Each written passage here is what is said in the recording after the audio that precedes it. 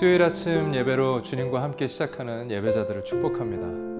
LA에서 함께 아침 예배를 드리시고 계신 한 집사님께서 은혜 받은 찬양을 보내주셨는데, 함께 이 찬양을 들으며 은혜가 서로에게 더 풍성히 나눠줄 수 있는 시간 됐으면 좋겠습니다.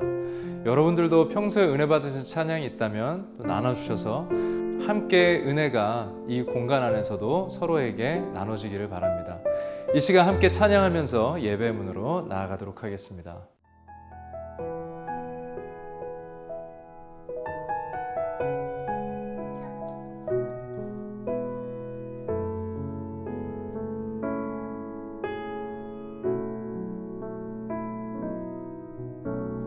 이 세상을 살아가는 동안에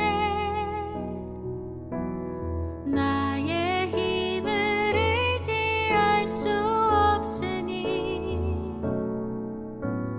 기도하고 낙심하지 말 것은 주께서 참 소망이 되심이라.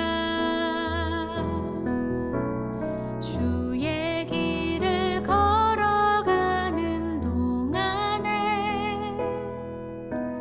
세상의 것 의지할 수 없으니 감사하고 낙심하지 말 것은 주께서 참 기쁨이 되심이라. 하나님의 꿈이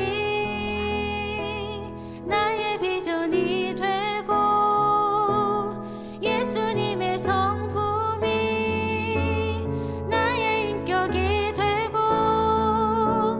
성령님의 권능이 나의 능력이 되길 원하고 바라고 기도합니다. 하나님의 꿈이 나의 비전이 되고 예수님의 성품이 나의 인격이 되고 성령님의 권능이 나의 능력이 되길 원하고 바라고 기도합니다.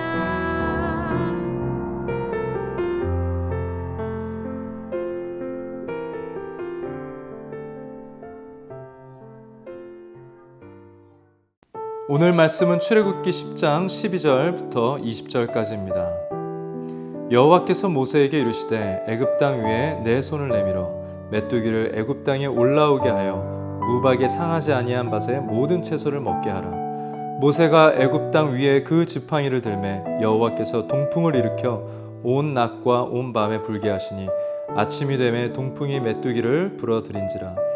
메뚜기가 애굽 온 땅에 이르러 그 사방에 내리매 그 피해가 심하니 이런 메뚜기는 전에도 없었고 후에도 없을 것이라. 메뚜기가 온 땅을 덮어 땅이 어둡게 되었으며 메뚜기가 우박에 상하지 아니한 밭의 채소와 나무 열매를 다 먹었으므로 애굽 온 땅의 나무나 밭의 채소나 푸른 것은 남지 아니하였더라.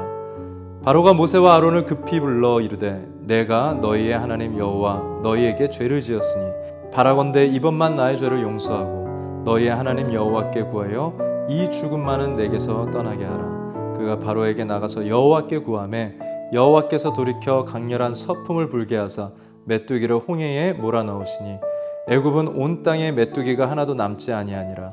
그러나 여호와께서 바로의 마음을 완악하게 하셨으므로 이스라엘 자손을 보내지 아니하였더라. 아멘.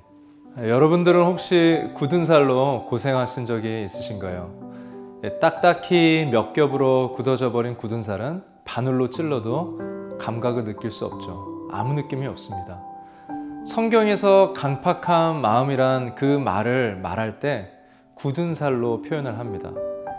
재앙 이야기에서 바로의 마음이 그런 굳은 살과 같은 강팍한 마음입니다. 이런 강팍한 마음은 은혜를 보여줘도 감각이 없고 재앙으로서 여러 번 찔러봐도 느낌이 없는 그런 마음입니다. 그렇게 바로의 마음은 아주 두꺼운 굳은 살로 둘러싸여 있는 것입니다. 재앙의 이야기가 연속으로 반복되어지면서 한 번쯤은 해피엔딩으로 끝나면 좋을 것 같은데 벌써 오늘 8번째 재앙을 겪으면서도 이야기는 또 똑같이 받아들여지지 않는 것으로 끝이 납니다. 성경은 계속 하나님이 바로의 마음을 강팍하게 했다고 표현하고 있지만 이것은 바로의 강팍한 마음을 그분의 섭리 속에서 사용하셨다는 것이지 하나님께서 직접 바로의 마음을 강팍하게 만드셨다는 것이 아닙니다. 하나님은 누구의 마음을 억지로 바꾸시는 하나님이 아니신 것을 알아야 하고 우리는 우리의 마음의 선택에 대해 책임을 져야 하는 사람이 되어야겠습니다. 오늘 바로의 강팍한 마음이 자신과 공동체에 얼마나 큰 피해를 가지고 오는지 우리는 함께 보게 되어집니다. 하나님의 뜻을 반대하는 마음은 결국 동풍을 불게 만듭니다. 성경에서 동풍은 재앙과 심판의 바람입니다. 서풍은 시원한 바람이지만 동풍은 뜨거운 사막에서 불어오는 바람이기 때문에 숨을 쉬기도 어렵게 만드는 바람입니다. 불순종의 마음, 하나님의 뜻에 굽히지 않는 마음은 동풍을 일으키는 마음입니다. 여러분들의 신앙의 삶에도 불순종으로 인해 동풍이 불지 않길 바랍니다. 우리의 불순종이 가정과 공동체에 뜨거운 바람을 가져오는 일이 되지 않기를 바랍니다. 바로의 강팍한 마음은 동풍 그리고 메뚜기 떼였습니다. 동풍도 무서운 저주이지만 사실 동풍이 몰고 온 메뚜기 떼 자체가 오늘의 8번째 재앙이 되어집니다. 메뚜기 떼가 지나가면 남는 게 없습니다. 메뚜기 떼는 하루에 10만 톤을 먹어치워버린다고 합니다. 작은 트럭이 1톤을 실을 수 있는데 그 트럭이 10만 대가 있어야 하는 것이죠. 그런데 오늘 이집트 땅에 내린 메뚜기 떼의 심각함은 이 평균 메뚜기 떼보다 더 심각했습니다. 이 일은 전무후무했다고 말하고 있고 하늘은 어두워져서 빛이 들어오지 못할 정도고 지면은 까맣게 덮일 정도라고 말하고 있습니다. 이렇게 무섭게 내린 메뚜기 떼의 재앙은 바로의 굳어버린 마음, 굳은 살의 마음도 뚫고 찔러버리는 매서운 재앙이 되었습니다.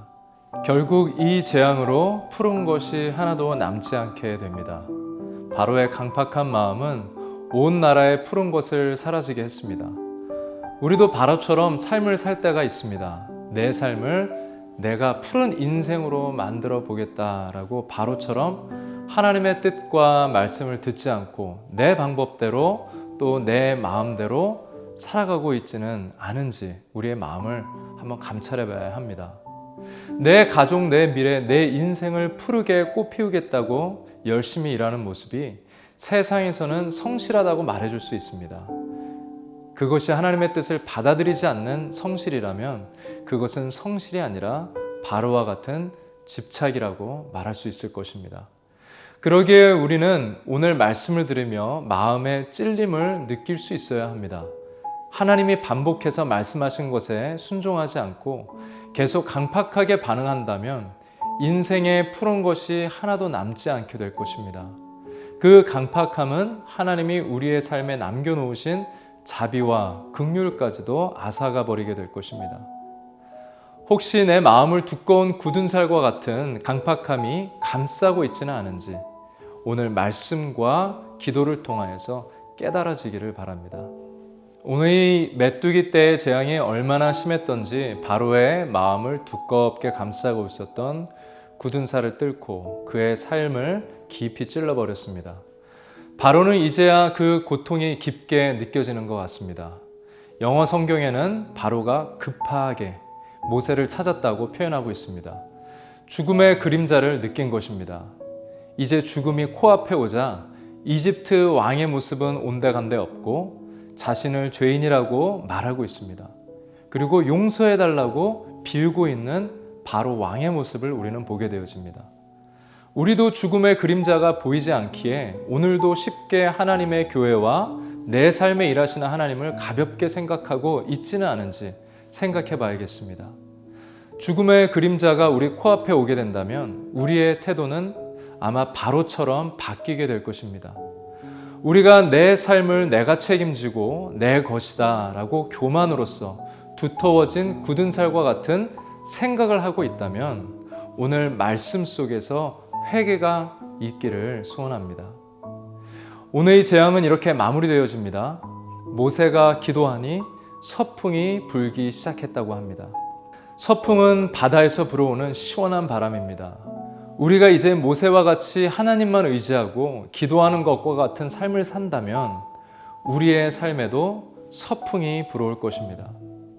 재앙을 몰아내고 사망을 몰아내는 생명의 바람이 불어올 것입니다. 여러분들의 가정에, 공동체에 서풍이 불어오고 있습니까? 부흥의 바람, 성령의 바람이 불어오고 있습니까? 우리의 굳은 불순종의 마음으로 동풍의 재앙을 일으키는 성도가 아니라 모세의 기도와 같이 서풍을 일으키는 사람들이 되기를 축복합니다. 우리 이 시간 함께 기도할 때 내 마음의 굳은 살을 제거하기 원합니다 라고 기도하길 바라고, 하나님의 말씀을 느낄 수 있는, 오랫동안 교회를 다니면서 내 자신도 모르게 하루하루 두껍게 되어져 버린 굳은 살과 같은 내 마음이 성령님의 은혜로 제거되게 하여 주시옵소서. 바리새인과 같은 강팍한 마음, 바로와 같은 마음이 제거되게 해달라고 우리 함께 기도하도록 하겠습니다.